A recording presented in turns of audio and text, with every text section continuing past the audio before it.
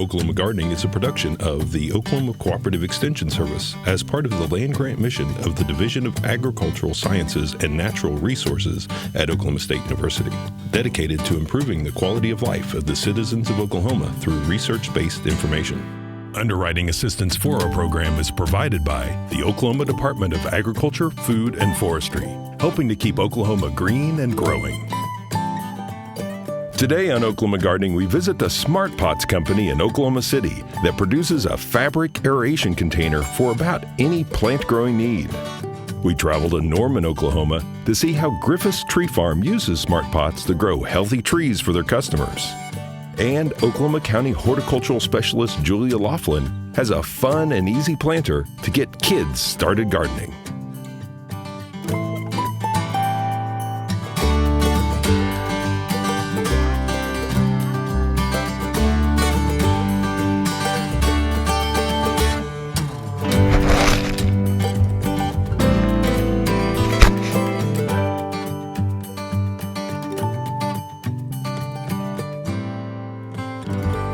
I'm walking through a warehouse of a lot of inventory, and you're probably wondering what this has to do with gardening, but we are right here in Oklahoma City and at the Smart Pot facility, and joining me today is the president, Kurt Rieger. And Kurt, I mean, this is a big thing in gardening. Well, we make everything here, right here in Oklahoma City. So it's kind of amazing. We have an 80,000 square foot warehouse, and it's all a product made here in Oklahoma City. So let's talk a little bit about the product. You got one over here that we can maybe look at. Yep. So you guys, how long has this company been going on? We started in 1984, incorporated in 1984, and we've been going since that time. So your dad started this, but you have kind of revolutionized it. Well, I came back, I was working in New York City and came back in 1985 and started in 1985. And at that time, we brought everything here and started to manufacture ourselves here. So really it started as a tree container Tree liner. bags, yes, root control bags. Okay. And for the first 15 years of the existence of the company, all we did was the root control bag, the tree bags. Mm-hmm. Since that time, we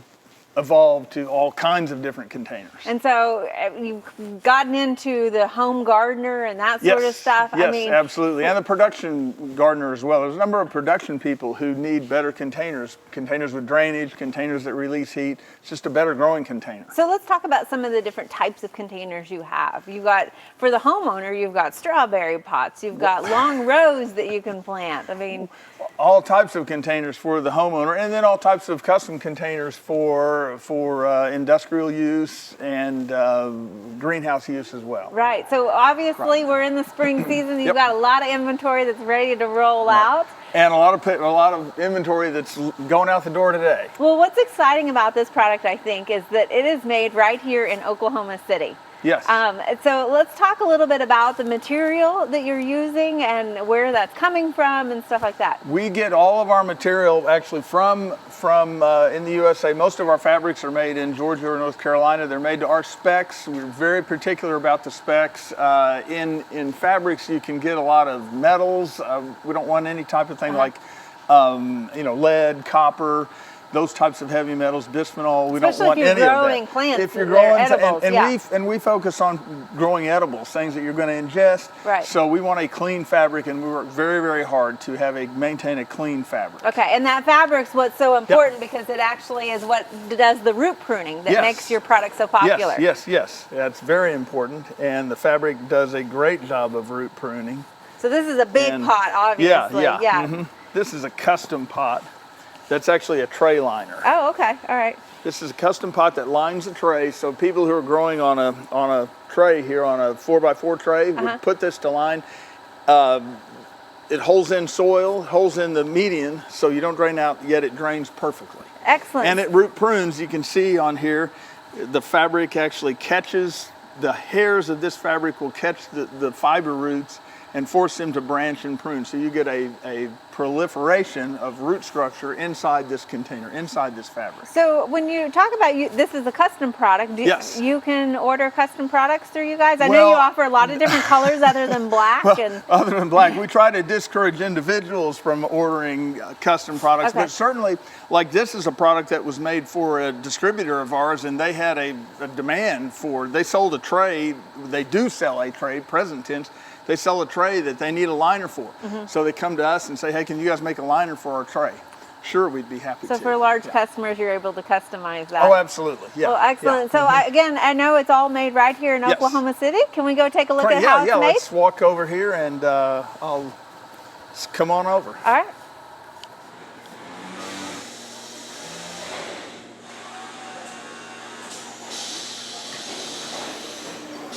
So Kurt, this is where all the magic happens, huh? We make it all right here, and we're here in Oklahoma City, and we make all of our smart pots here in Oklahoma City, on the floor here, and then take them out to the warehouse. So some of them have handles on them, some of them are die cut. We go all the way from 1 gallon to 1,000 gallon, and in various colors. Some have handles, some don't. We make the tray liners, we make saddle bags, we make pond pots, we make all types of containers right here, and we're able to custom, and that's very important. A lot of our customers need custom products and custom configuration. Right, and you even do a little bit of embroidering too. We can do embroidery. We have an embroidery machine here, and we can do an embroidery. We try to do that. It makes it a souvenir bag, something that people will keep. If it's for a store, they'll put it on their shelf and kind of keep it as a souvenir. So that works out very well. Well, so I would imagine with all of this fabric that you're using, there's always a little bit of scrap with when you're sewing and that sort of stuff. We've actually recycled over 1 million pounds of fabric, of scrap fabric, because whenever you're cutting, there's always going to be a piece or two that gets passed off. So and people, they'll pay you for recycling, so it actually becomes a profit center. Okay. So you recycle over 1 million pounds, you said. Yes. And that's going back into the product itself, and then also into other uses. It goes back into the product itself, but not directly. We sell it to rewholesalers, and then they melt it down and put it back into the material. All right. Well, you've got a lot going on here. It's a little louder than what we're used to shooting it, but this is terrific. Yeah. Thank you. Thanks. And so let's go take a look and see how this product is used in the garden. Come on up to the greenhouse. We have a great big greenhouse, and my wife's over there to show us how it's done. Excellent. Thanks.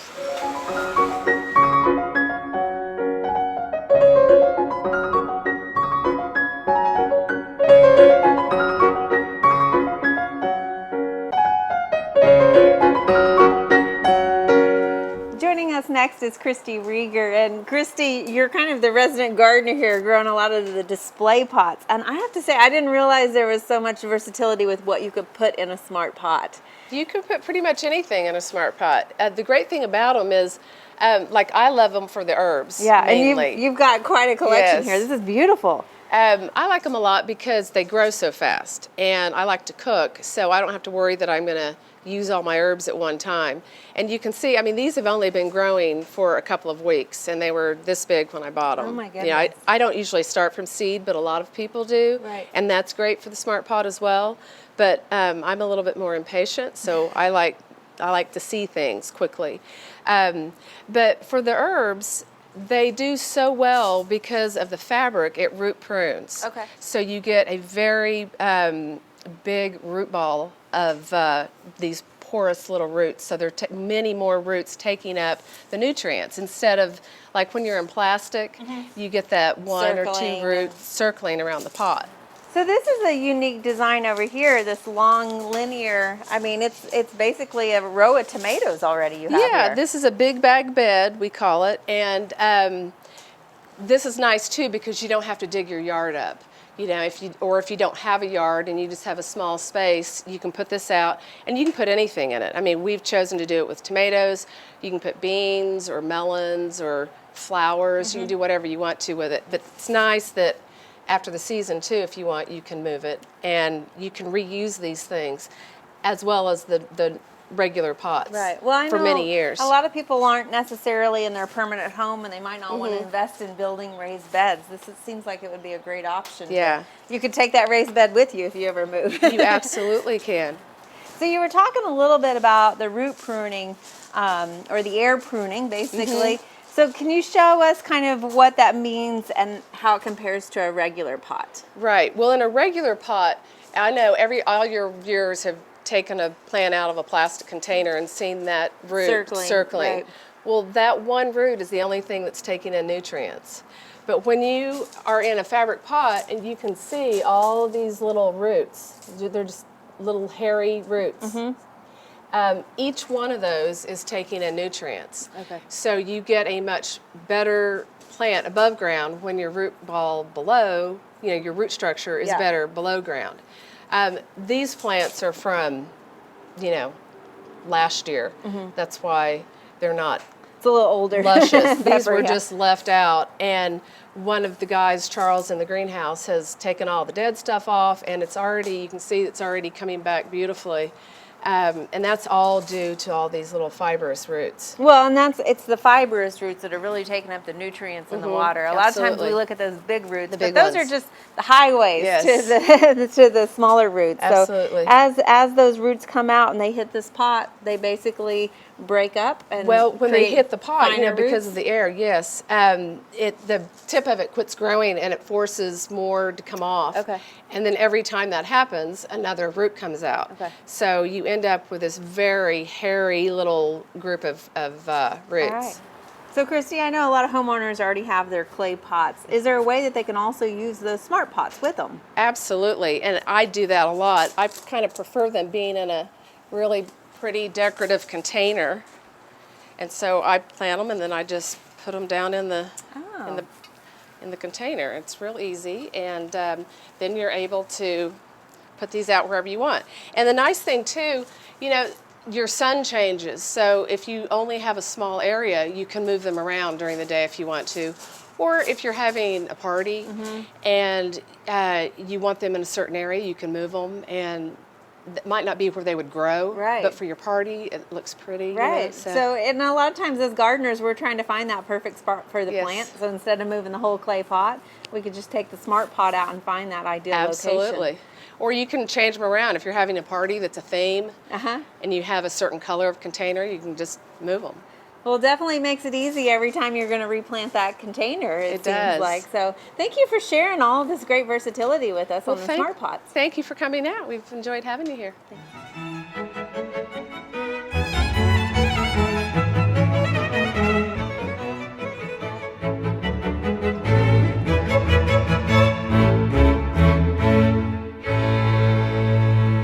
We're at Griffis Tree Farm just outside of Norman, Oklahoma, and joining us today is Rusty Griffis, who is the co-owner with your brother, right? That's correct. Excellent. So we wanted to talk today about why you're using smart pots in a production facility here. One of the reasons we like it is because it has a great lateral root system, and also because of the space that we grow in, it allows us to contain the root system. Okay. So when we dig the tree, we don't disturb the roots like some of the ball and burlap. Well, and that's the thing. I think it's so different that you're growing in these pots, because a lot of times we think either buying bare root or balled and burlap, but this is a little bit of a different type of operation that you're doing this for. This is a little bit different than, there are some other folks in Oklahoma that grow this system as well. But again, we really like it because of the space saving and the containing of the roots. And when we dig the tree, we don't have to disturb the root system. Right, so you're literally just almost picking up the container and taking it to whoever purchased it then at that point. That is correct. So when we look down the row here, you can actually see some of the pots sticking up out of the ground. You've got drip irrigation on it, it looks like. I mean, that's a sizable tree you've got growing in what seems to be a smaller container. Yes, this is a 2-inch autumn blaze maple. When we start the tree out, we basically start it like this. It comes in a root maker pot, which keeps the root system from circling.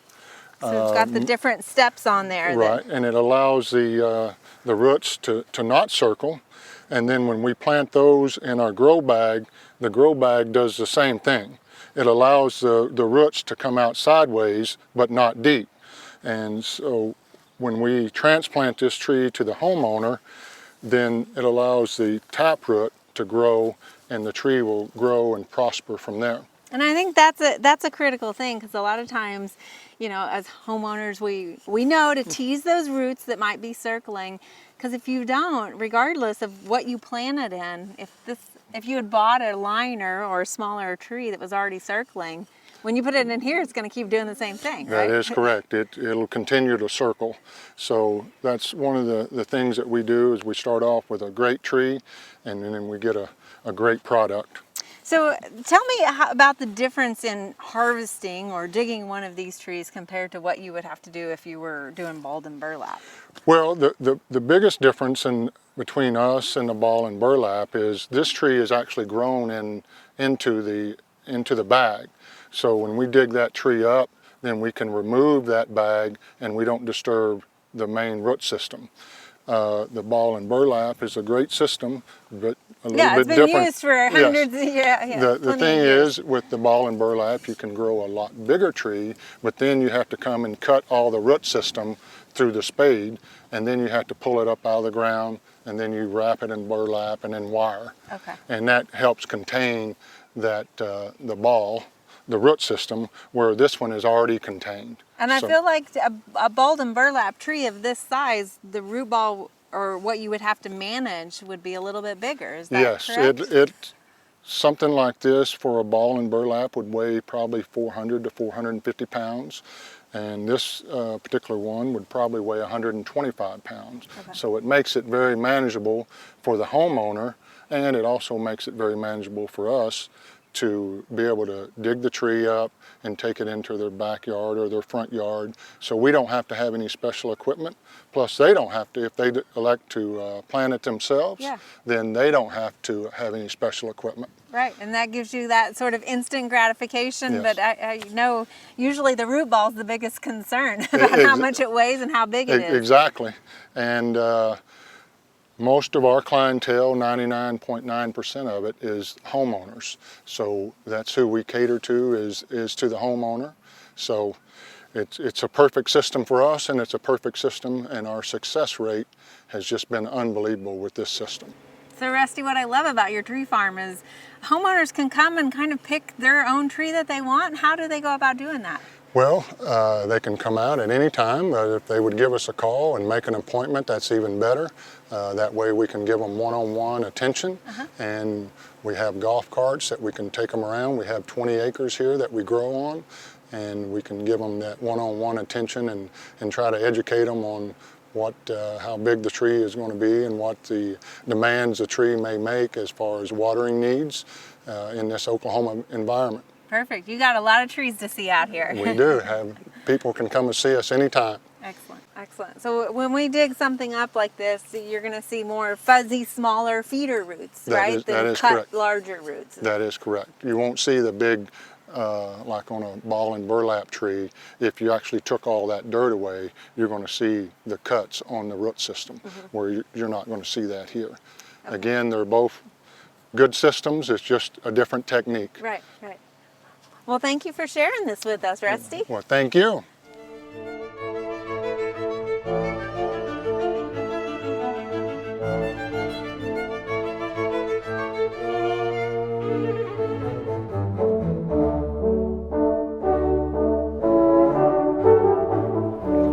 We're here at the Oklahoma County Extension Office, and joining us today is Julia Laughlin, who is the horticulture educator here.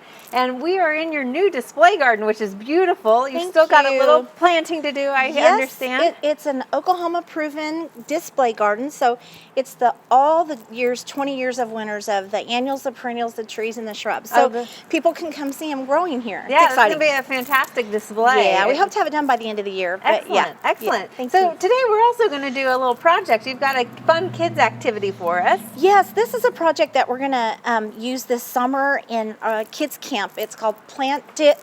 Okay. Plant It Earth. And it's a kids camp based on sustainability and the environment. Okay. And so one of the activities that we're going to do is into a smart pot. We're going to make, it's going to be a fall tomato garden, Casey, because they're going to do it in July. Right, okay. So we're going to use some really nice transplants that are, ready in midsummer, and then they'll go home with the kids in their smart pot, and they'll be able to just have fall tomatoes. And that's perfect, because a lot of times you don't have the same problems in the fall as you would in the summer. So. And we'll use cherry tomatoes because they're faster, but they'll have, it'll be neat because they'll have their own little fall garden. Excellent, excellent. So what all are we going to do here today? Well, we're using a smart pot. This is actually a 7-gallon smart pot, and You could do it in different sizes. A 5 might work, but you could go 10 or Right. 15 or bigger, but Okay. this was a 7-gallon. So we've just filled the bottom of it with some high quality potting soil. The fact that the Smart Pot breathes, you could use, you actually could use some garden soil in there if you wanted to, but Okay. I'd mix it with some peat moss or some potting soil. And then we're going to use mature, pretty good sized tomato plant here. That it has to be what? When you say it, that's about 12 or 14. Yeah, it's a little weeks past old. needing to be transplanted. Yeah, that's okay but- though, and this would be great for a kids project because they'll have an instant garden. Okay, we've already got tomatoes coming on that That's one. right. It's exciting because it's ready to go. So let's see what those roots look like. I'm sure they're yeah. packed in there. Yep, and then so we'll tease those out a little bit. And so each kid is going to get to do this at your camp this summer? Yep, they'll Okay. take home a big tomato plant in a Smart Pot, and we'll just show them how to plant that where it's not, going to get too the roots will start circulating by teasing those out a little bit. And we're also, going to plant it a little bit deep because it is kind of tall. So I'm going to take off these, and you could use pruners, but I'm just going to pinch off those bigger stems. I said I'm going to. There you go. Tomatoes are tough. These are tough tomatoes. And then set that down in there in the center. Or, we'll do it in the center because we're going to add some basil, but then we'll just add some potting soil around. Remember with tomatoes, you can go deep, right? Right. You can bury them a little Yeah, deeper we don't on really their do stem. that with anything else, do we? Some people will say you can do it with a few transplants, but it scares me. Yeah, I don't ever tomatoes do are the it. only ones that are pretty safe with doing that. Yeah, because we know they're going to root along that stem. And they do. They put roots out right along the stem, don't they? A lot of times you'll see them even in the pot. They'll got those little white adventitious roots They growing. can't wait to root, I guess. So we're going to put a tomato in here, and then it looks like we've got some basil that our grasshoppers might have been enjoying a little bit as well. Yeah. So Yeah, they were having we their too snack. have insect problems sometimes. So Okay, and so we'll just pop one out. I'll let you do it. how many of these are we going to put in there? We've got room. Let's put 2. Man, these are pretty That tomato. grown in too, actually. Yeah, we got Okay, I'm gonna tease that one plenty out. of roots there. Okay. Oh, it smells so good. Though. It does. Smells like pesto, doesn't it? Need Barbara Brown. And just one of those there, and I'll let you put the other one in case. All right. And then we'll add some more soil. I'm going to roll this edge down. I learned this when I worked on a farm where we use Smart Pots. But this will make it a little bit easier to water. I know they don't do this in the tree farm when they use Smart Pots, but it works good for you at home because it makes it easier to water. It kind of stabilizes it, keeps it, It open does. a little bit more. It does. It does. So really, we didn't even fill it maybe 2/3 of the way full. Yes, with soil. and that will be one of the neat things about the lesson because we're going to give them a little rain gauge Okay. to put in there. It says OSU on it. Think water, yes. Yep, think water. And then that way the kids can learn how to properly water. So once that we'll let them get it really wet the first week, and then after that they can up to water 1 inch a week. Okay, And so they'll not put the hose right over the rain gauge, but water the whole thing, and when that rain gauge gets it's full, they they'll know recognize. it's an inch. Yep. Yeah, and maybe even time it too. Yeah, so that's they a good know idea. How long to do it That's a and good stuff idea. like that. And the idea really is just to teach them about water conservation and the importance of water, that we can be actively watching how much water we put on things year round. Right. But what I'm hoping is that then this will turn into a little either salsa or spaghetti garden or something they can enjoy with the basil and Absolutely. yeah, it's a fun project, and it goes a long way with lesson. There's a lot of great recipes that you can make with tomatoes and basils and things like that. I was thinking salsa, but why not? You could put basil in there if you wanted. Right. And But- these actually can be reused, so then the kid could use it again the next Yes, year. they'll last for a long time. Excellent. I don't know, when we do it at camp, we very well may put some oregano in there because I think it would come back. Okay. You know how Alright. tough Yeah. it is, a Yeah. perennial? I think it might actually come back in the spring for them. Of course, the basil won't, but Excellent. Fun. All right, so a little bit about when the camp is. it's Tuesday, July the 16th, here at the Extension Center in Oklahoma County, which is at 2500 Northeast 63rd. You can enroll now on our website at Oklahoma County. And also, it's there's a small cost. It's $10. Okay. But they do take this home. Excellent. And lots of other lessons on environmental issues. Hey, you can't beat a $10 garden right there, Yeah, and a day full of fun and learning. Yes, and the kids will. I think they'll have a lot of fun. They do. Absolutely, absolutely. Well, I might want to pop down here too. So Good. thank you, Julia, Thank for you, showing us Casey. how to do the smart pot for kids. Good. Thanks.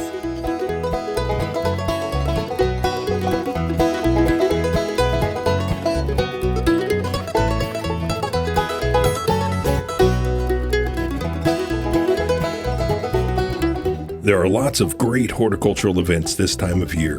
Be sure and consider these activities when you're making your plans for the weeks ahead.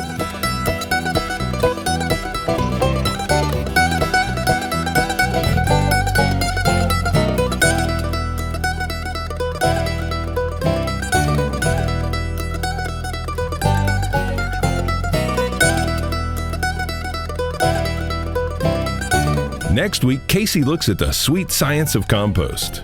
We visit with a group of gardeners from Japan who have a special connection to the Botanic Garden at OSU. OSU entomologist Andrina Schufran builds a roly-poly playhouse. And Barbara Brown cooks a frittata. We hope you join us then for more TV You'll Grow to Love. To find out more information about show topics, as well as recipes, videos, articles, fact sheets, and other resources, including a directory of local extension offices, be sure and visit our website, oklahomagardening.okstate.edu. And we always have great information, answers to questions, photos, and gardening discussions on your favorite social media as well. Join in on Facebook, Twitter, and Instagram. You can find this entire show and other recent shows, as well as individual segments on our Oklahoma Gardening YouTube channel. And tune in to our OK Gardening Classics YouTube channel to watch segments from previous hosts. Oklahoma Gardening is produced by the Oklahoma Cooperative Extension Service as part of the Division of Agricultural Sciences and Natural Resources at Oklahoma State University. The Botanic Garden at OSU is home to our studio gardens, and we encourage you to come visit this beautiful Stillwater jewel. We would like to thank our generous underwriter, the Oklahoma Department of Agriculture, Food, and Forestry. Additional support is also provided by Pond Pro Shop, Greenleaf Nursery and the Garden Debut Plants, the Oklahoma Horticultural Society, and the Tulsa Garden Club.